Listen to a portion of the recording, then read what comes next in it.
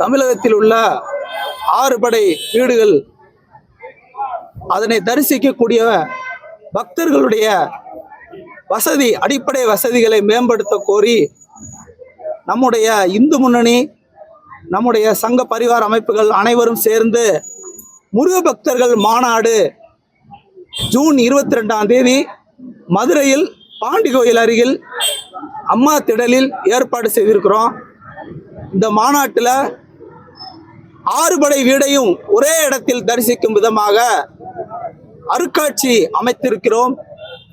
அந்த அருட்காட்சியிலே நம்முடைய பழமுதிர்ச்சோலை முருகனிடமிருந்து சிறப்பு அர்ச்சனை செய்யப்பட்டு வழிபாடு செய்யப்பட்ட வேலினை எடுத்து சென்று நம்முடைய மாநாட்டு திடலில் இருக்கக்கூடிய அங்குள்ள பழமுதிர்ச்சோலை முருகனிடம் பிரதிஷ்டை செய்ய இருக்கிறோம்.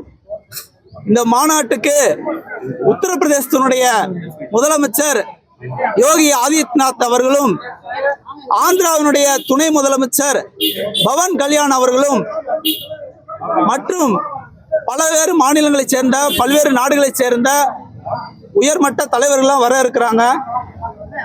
அதே போல இந்த மாநாட்டில் திருமுருக கிருபானந்த வாரியார், நம்முடைய நக்கீரர், நம்முடைய ஔவை பாட்டி, இப்படி முருகனுக்காக பாடுபட்டவர்கள், முருகன் புகழை போற்றி பாடியவர்கள், முருகனை கண்டவர்கள்,